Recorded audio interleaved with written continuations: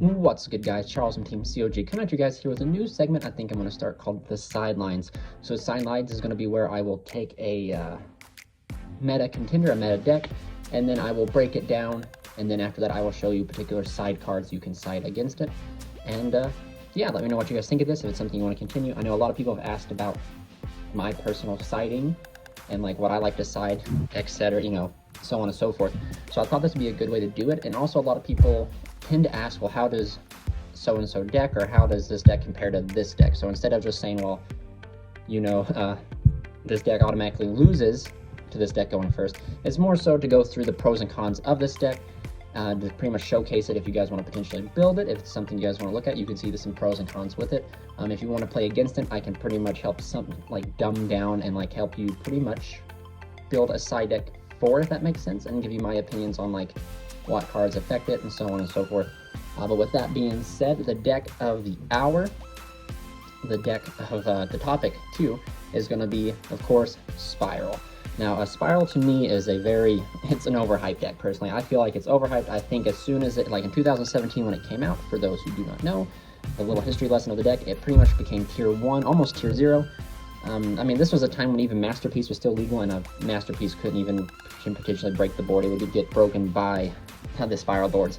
But it's a deck that pretty much everyone grew to hate because of the immense speed in which it became tier 0. They got double helix, and within like, it seemed like the first week of events, it was already tier 0. But now we jump further into this year, and I think that the deck has significant hints. It has Quick Fix to 1, Drones to Run, and Spyral Resort to 1. So with that being said, like 3 of its most powerful cards are limited. And it's just, I feel like people are flocking to it because Magician Souls came out, and that card is overly expensive. But most importantly, it is a very consistent card, and it works very well with the Spyral strategy. It pretty much opened up a whole new avenue of play for Spyrals.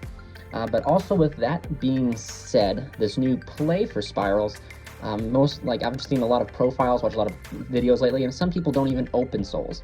They don't get to souls. I mean, people are playing Where Art Thou to get to pretty much search for the souls if you don't have it, or if you have souls to search for Quick Fix. But the board Spyrals have been able to put up that I've seen have been like without souls.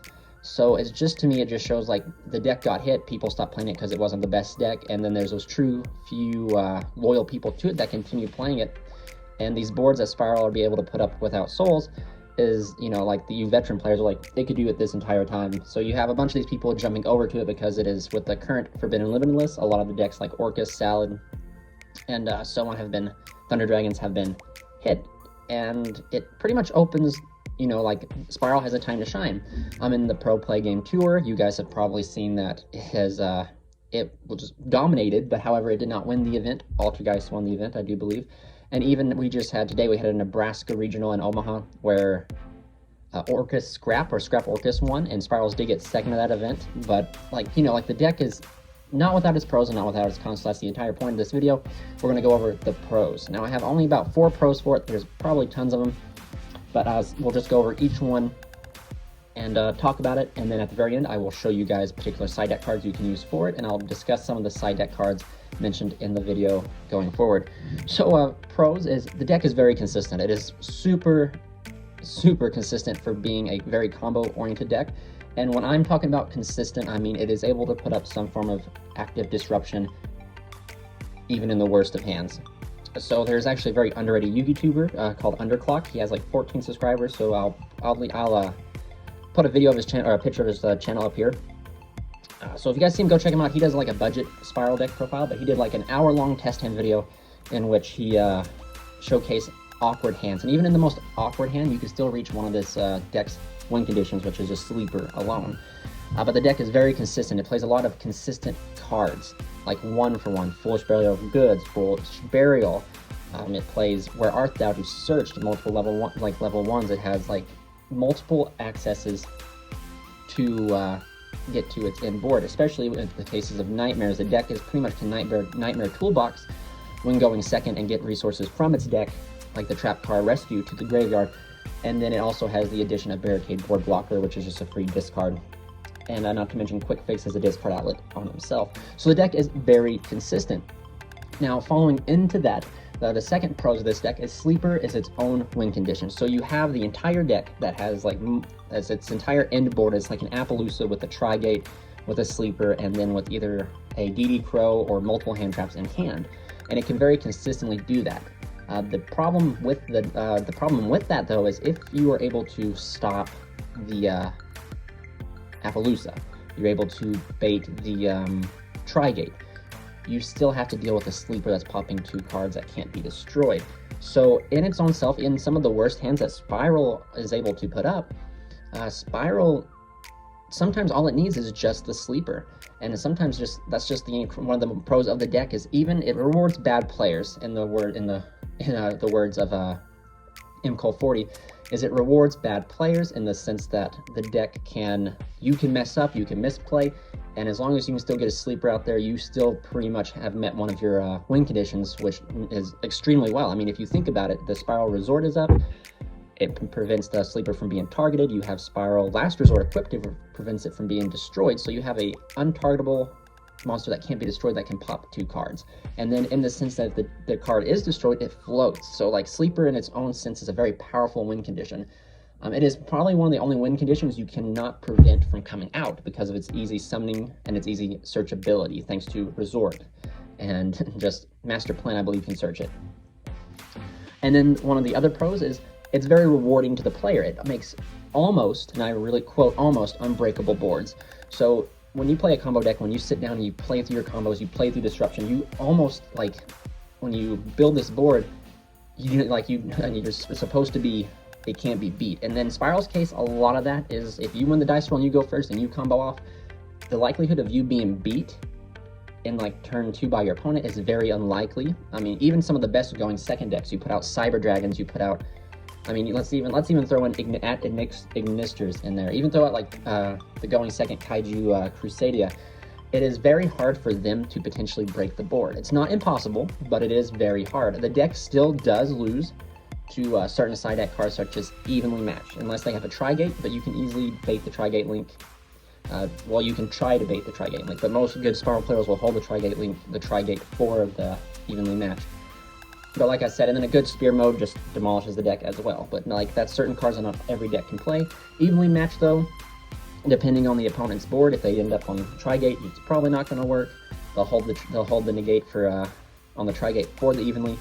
But the deck almost makes unbreakable boards. So essentially, if you think of it like if Evenly and Ross Spear mode are like 2 of the most 100% for sure ways to break the deck, and even Evenly Matched isn't 100%. The deck, it's almost unbreakable, but it's not breakable in the sense. But moving on, it can play through Disruption / the Rock or / Nibiru. What I mean by that is I've watched multiple videos, because that's how I play, guys. I study decks. Like I'm not playing Spyrals. I have no intention to play Spyrals, but I've watched every profile, every combo video, and test hands with it, so I understand the deck better.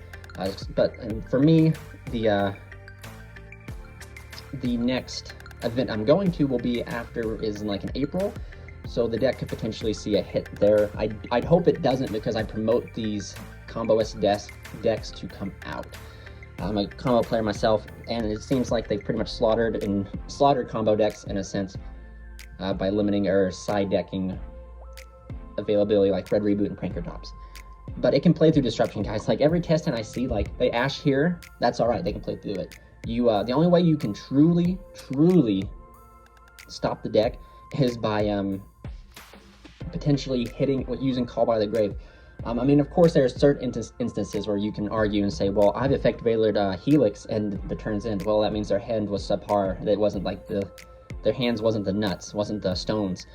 So if you play against a Spyral player who opens the stones, the Ogre, Ash, Impermanence, like those 3 cards aren't going to do much to it. And the bad thing about it is one of the most powerful cards in the meta today is Nibiru, the Primal Being. The bad thing about this card, and I've started to learn more, is at the start of the format when Spyral became popular, everybody was saying, oh, this card is fantastic against it. Well, then Spyral players started like understanding, in most of their hands they can put out Appaloosa on their 5th summon. So then people would side in the Rock, and then they'd make Appaloosa on their 5th summon. That's a dead card in your hand. You can't use it. So then you reach that type of mentality. So the deck can even play through the Rock. I've even seen players at the PPG get rocked and then just continue on through their plays. That is the point of these combo decks. They're supposed to have so many extenders within them that if you face a huge board wipe such as the Rock or multiple hand traps, you can just play through them and get to some sort of, get to your ending board, your win condition. That also being said, I've seen at the PPG, the Rock come down, annihilate an entire board, and the player just still summons Sleeper and win because the person can't establish a board because Sleeper popping 2 cards is crazy. So do take note. That's some of the pros, not all the pros, but some of the most notable ones that I could think of. We're going to jump on to the cons. The cons, I would say, is the price. Magician Souls, I think, is 130 bucks a pop. So if you want to play this deck, you got to put down the money. And not a lot of people out there are sponsored or have the ability to pick up certain cards due to budgets, finances, etc. So the price is a con of this deck. If you want to play this deck at its pure 100% power, you needed Magician Souls. You can arguably get away by playing a Go Second variant without playing Magician Souls. You just double up on Tough and just go on. And I guess another pro, now that I'm thinking of it, that I brought up Tough, backtrack a little bit, is the deck can play first and second. The deck can go first, set up his board, and also go second and pick apart boards by using the Nightmare Engine, Spyral Tough, because it's not a once per turn, and Super Agent, and eventually smack down a Sleeper to pop 2 cards as well. So another pro, it can go first or second. Moving back down to the cons, I'm sorry guys. The price, like I said, it's expensive to play the deck at its full potential due to the fact of Magician Souls being so much. But with that being said, as you can argue, you don't have to play Magician Souls. Spyral players will show you that a Danger Engine, just a pure Go Second variant, like you don't need Souls. You just change the avenue or the playstyle of the deck slightly, and you still have a very competitive Spyral list. But that price is a very big con, because if you're a pro player or you want to get very competitive, you want to play the best cards you can play for the deck, and Magician Souls does so much for the deck in the sense of dumping as cost with Master Plan and having the ability to ditch rescues and the one equip spell or the continuous spell from your hand. Now another con I have is it can brick on 1-ofs, and I mean by you have to essentially get some way into your Helix, and you do play a lot of 1-ofs. So if you play Terraforming with you play Terraforming and you open your Resort, there you go. If you open Last Resort, it's supposed to be a searchable 1-of. You play like Foolish Burial of Goods. You play DD Crow in the deck. If you open DD Crow, it kind of fizzles that entire combo sequence of where you can recycle the Quick Fix unless you play like the Princess Sprite. So the deck, though, is consistent and does play a lot of powerful 1-ofs. More so, I would say the deck's own limitations, such as the Quick Fix, the drones, the Resort, and like the engine requirement of DD Crow is what makes the bricks and Last Resort and Sleeper too. Like those are cards you want to search out further in your combo so you can make the most busted board. So if you open these, it limits or puts a ceiling cap on the combos or the strain or the playthroughs you can go through.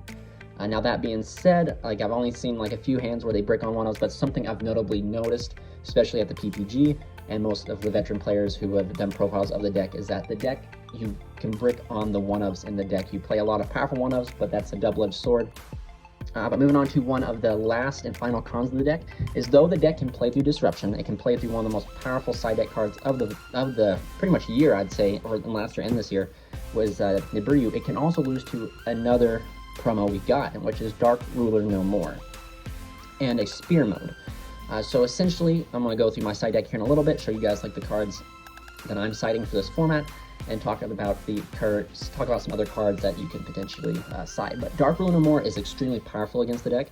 It's essentially, if you play Dark Ruler No More and your deck is one of those decks that can just pick apart another board while building your own, you can essentially just blow out Spyral. And that's another one of the cons of the deck, is it's an all-gas deck. If your board does get broken, the likelihood of you winning that match is very slim, because your extra deck's almost empty. You've burned through your resources. It's very tough, no pun intended, to potentially play through that. But also Spear Mode. Spear Mode is a very solid option. Like I said, a Kaiju, I don't think a Kaiju does enough. Spear Mode and Lava Golems. Lava Golem hits for 2, Spear Mode hits for 3. They take up your normal summon, so if you do not need your normal summon, if your deck can play off that by giving it up, you essentially just sack off the Sleeper Trigate and the Appaloosa with the Spear Mode, and if they don't end on Trigate, you just use Lava Golem, or you just sack off the Phoenix or the Helix or something that they have. and that pretty much just shatters the entire Spyral board. And then most likely, as long as you did not brick and you have the extenders and the plays to continue on, the ball's in your court and Spyral cannot get it back. But yeah, guys, so that's some of the pros and some of the cons. Just let me know any other pros and cons down below, because like I said, this video is more so not for me. This video is more so for you guys to help bring you to light. If some of you guys are very hesitant about playing this format because of Spirals, if some of you are hesitant about picking up the deck to play the deck. But yeah, so we're going to go ahead and jump on into the side deck part of the video, and I'm just going to catch you there. All right, guys, so here we are into the side deck portion of the video. I'm going to show you guys my personal side deck for this format. And just take note, these are all subject to change. As you guys know, I play Crusadia competitively, so my side deck is suited to fit that playstyle, but at the same time, there's some generic options that you guys can consider. With that being said, let's just go ahead and jump into it. I am choosing to play 3 Dark Ruler No More. As I said in one of the cons of the Spyral is this card is very powerful side deck card against it. With that being said, this card also conflicts with my potential win strategy for going second, because it says you can do no battle damage, but that'll go on as I continue on through the side deck and show you like other options that other choices I'm playing. Another option I am playing that I forgot to mention in the cons and pros video is Droll and Lockbird. It is probably one of the most high impact hand traps to Spirals. So yeah, and I don't think there's a lot of other heavy combo decks out there outside of Spirals that are going crazy. So I figured that these 5 slots were good enough. I might potentially move Droll up to 3, depending how prevalent Spyral is and depending if it's still prevalent at the time in which I go to a bigger event, which might be in the next few weeks or so. We'll have to wait and see. But essentially, these 2 cards are phenomenal against Spyral. If you don't play a combo deck, like even if you don't play Crusader, you play any kind of deck, you Dark Ruler No More. Like I said, if your deck can pick apart boards while building your own, this card is phenomenal, because once Spiral's board's broken, it really can't recuperate. Droll and Lockbird, as we all know, in the previous 2017 format, was a pretty good choice to side against. If you drop Droll on them, it's pretty good. But most Spyral players, I see the RNG that Called by the Grave, so most of the time this guy will get banished anyway. But so these are like my 5 main options for Spyral, and we're just going to go ahead and move on into continuing through the side deck here, my side deck. 3 Twisters. Twisters is we had to move away from Cosmic Cyclone because Cosmic Cyclone just doesn't do enough. Twisters is in here because of the back row decks. No matter what deck you play, you're always going to have to get rid of back row, and you just want to clear it. This clears the most, and it's not. Actually, I take that back. Lightning Storm clears the most, but I don't feel comfortable dropping that much on Lightning Storm. I'm a budget player at heart, so I just don't I try to survive as long as I can until I have to do it. So Twisters, it's really good for going second, and it's also good for counter siding. So what I mean by that, guys, is if you know your person, how they you just know what deck you're playing against, you got to understand they're going to probably side in a Floodgate. They're going to side in because certain cards, like if they bait your negations and then they flip over a trap card they set on turn 1 or turn 2, and it's like Rivalry or goes in, and you don't have it could just wipe your entire board and wipe it all itself. So Twisters, I think, is mandatory in the format if you don't have Lightning Storm, because I don't think MST and I don't think Cosmic Cyclone does enough. I've seen some side decks playing multiple Twisters and Cyclones or Twisters and MSTs, but I don't think that's correct. I think if you're devoting, especially since Twisters gets rid of 2, it's just I think if you're devoting more than 6 spots to a single, I don't know how to put it. I'm stuttering with words here. You just need 1 form of removal. Unless you totally are scared of back row, then by all means do it. Like I said, my side deck, I'm not saying it's the heart and soul. It's just I'm showing you guys my side deck for the format, so you guys can kind of get a taste.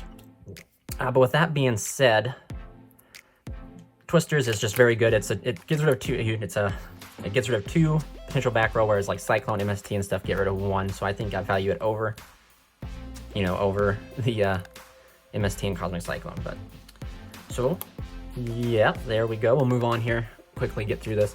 I play 1 Crusader Revival, so this card right here, guys, can be, well, let me go ahead and I play Revival and 3 Kaijus.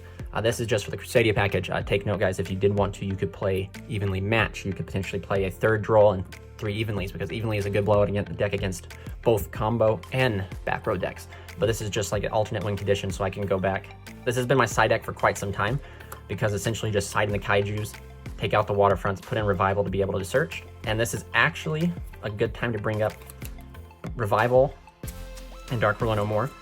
So what you do is you activate Dark Ruler No More. Of course, this is siding, so you're going into game 2 against Spyral or some crazy combo deck. So you go into game 2, you activate Dark Ruler No More, shot off everything your opponent has, go through your combos, build your board up with like the Sea Turtle, Abyss Dweller, Sea Turtle, Equal Max Abyss Dweller, Equal Max FA Down Dragster, Abyss Dweller. But no matter what you do, make sure your Equal Max is pointing to something huge. And you just, instead of searching Crawler, you search Revival off the Regulex, and you just use Revival to target the Equal Max, and you just plow through everything. And some people argue right now, I'm going to bring up a really crucial point is, but Charles, sometimes Spyral ends on Phoenix and they can't be destroyed by battle. That's a good point. However, you do have access to Reclusia, which is a themed form of removal. So you just Reclusia out, get rid of that Phoenix, and then you just whack over everything with Crusade Revival and Equal Max. And then, but you're going to be like, Charles, what if they end on Phoenix and Cerberus? Well, then they're good and you're bad. I mean, not much you can do about that. So you just gotta try to find some way to pick apart the board. There is multiple ways to do that. But so anyway, this is my 3 behind the Revival. And then of course, like, Dark Ruler No More is like not gonna be good against some decks. Like, I feel like Dark Ruler No More is not good against Orcust, or it's not good against Salamangreat. So mostly like Dark Ruler won't come in, but these Kaijus will come in. You Kaiju the Dingritsu, Kaiju the Link Monster, so that you turn off the counter trap, Kaiju the IP Masquerena, Kaiju the Sunlight Wolf. But do take note, guys. I'm going to tell you right now, I don't think Kaijus do enough for the Spyral matchup. So you probably will want to, if you like don't want to have money for evenly, but you have Spear Modes or Lava Golems, these could easily be that. It's just my choice to fight Spyral, as I said, was the Dark Rulers and the Droll. You can choose to fight your own battles in any way. Moving on, we still play 3 Lancia, because this card hits like multiple, in the sense of it stops the rescues in Spyral from banishing, but you also limit them, you also give them the access to loop Quick Fix constantly. This is also very good against Orcust, which I do think is still around, and I think we're gonna, like I said, it just won a regional right now, so like Orcust is still there. It's just been, but with all the hype with Spyral, everyone's thinking Spyral is the best deck, and I think a Ningritsu's Send of Sleeper is very strong, so you just want to have access to it. And it's, like I said, it's multiple side deck cards, so like you can potentially, like, it just depends what you're feeling, how you want to side. So like if you feel like if you want to side Dark Ruler and you don't want to side Drolls because Droll can hinder you, you can use Lancia. Or if maybe Lancia hinders your playstyle as well, you can just side in the Drolls. It just all depends on your matchup, guys. That's the entire point of a side deck. So that is my side deck right now for the current format. It will change when I do more of these sideline videos. I won't show you, of course, my entire side deck every time, but I'll just go through cards of the side deck. Now moving on to other cards you could play that I've seen people talk about. 2 Slumber. Now in conjunction with the Kaijus, if you guys can't afford and you're on a budget, you can play Slumber, like maybe take out the 2 Drolls for Slumber. And Slumber is extremely good in the sense of you wipe a board. It's another board wipe that cannot be negated by Appaloosa, and coincidentally, it can Sleeper will not be destroyed. However, do take note of this one card. You give them a Kaiju, you get yourself a Kaiju, and you can potentially force the Sleeper to go ahead and use its pop. Now, assuming like if you have like Twin Twisters, Cosmic Cyclone, MST, any form of removal, go ahead and get rid of the Last Resort, then play this, and you just wipe the board, and yeah. What makes Sleeper broken is the fact that it destroys itself, or targets a Spyral card destroy. But Last Resort makes it so it can target itself and won't be destroyed. So by getting rid of Last Resort, it's a non-protected beater that has a pop that you can easily solve with like Slumber. So like I said, a really good combo against them is like Cosmic Cyclone and Slumber. You Cosmic Cyclone the Last Resort, activate Slumber, you get rid of the Appaloosa and the Sleeper. Now if they happen to have Trigate, well, rip. But you know, like, it's a game of Yu-Gi-Oh! And chance, so like there's chances they'll have it, there's chances they won't. There's chances they probably won't suspect this, so this is a very good side deck card if you're on a budget. But we're gonna go ahead and move on. So we are going to incorporate the rock here. Spear mode should also be here as well. However, I don't have spear modes. I decided not to pick them up because I value my normal summon in my deck, because my deck is a normal summon reliant strategy. So if my normal summon stopped, I can't play. So, and I didn't want to risk going off of a bad opponent with spear mode. So anyway, Nibiru the Primal Being. So this was brought up. The Spirals can play through this. However, it doesn't mean that it's a bad card not to side. Because as I said with Interrupted Kaiju Slumber, sometimes they can, sometimes they can't in game of Yu-Gi-Oh! They're not always going to open the stones. They're going to open either, they can brick, they can open mediocre, they can open the stones. It's not always guaranteed. They can open all hand stones against you, or they can open bad hands against you all the time. It's a game of chance. Nibiru is a good card. If you Nibiru, I think that Spyral just has a limited opportunity in which you can rock them, and then you're still taking like a 50-50 chance of, if you rock them at this pivotal point in their combo, can they play through it? And I don't want that. However, this card just can whack through everything early. It's another form of disruption. So like, think of this as a hand trap, and it is a hand trap, but I mean, think of it as an additional hand trap to other ones you want to see. So if you have Primal Being plus Ash, Ogre, Veiler, Impermanence, you probably will stop them because you will wipe their board clean, and you can go on. There's also, like I said, if you play Impermanence with this, you can essentially perm the Appaloosa, then drop Primal Being and wipe everything. So I mean, it's in conjunction with other side deck or / main deck cards, that's good, but I think by itself, if it's the only card in your hand, there are better options, of course. But Primal Being does deserve a shout out, because if you hit him at the right time, or you have the right appropriate cards to back it up, it is a good side deck card for this upcoming format. Moving on, we do have Ghost Ogre here. Ghost Ogring the Helix is still strong. 100% guys. Getting rid of that Helix still does the job. So just take that into consideration when you're building your side deck. You can add in Ghost Ogres, you Ghost over the Helix, Ghost Ogre the Resort, you pretty much hinder them. Heck, even if they, you can Ghost Ogre the Appaloosa, force the Appaloosa, then chain Ghost Ogre, they can't use it in the same chain, and you destroy it. So Ghost Ogre does deserve a good mention. For the last and final card that I'm actually incorporating in main deck wise, but you could potentially side or incorporate in your main deck, is Abyss Dweller. Abyss Dweller is just such a solid card. As you guys know, since the beginning of the format, it hits a variety of decks out there. It stops Spyrals, it stops Orcus, it can hinder Salamangreat, so it's like, it hits a lot.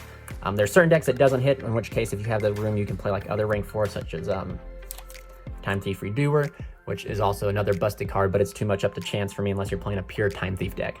You can also play Tornado Dragon. It just all depends on if you have the extra deck space or not. So, but anyway, guys, this has been it for the Sidelines video. Please comment, like, and subscribe. Let me know what I can do in the future to make this better. Let me know if you guys actually enjoy it. Please hit the like button if you did, because it lets me know if what I'm making is good enough for you. So, yeah, so this is Charles from Team COG, signing out.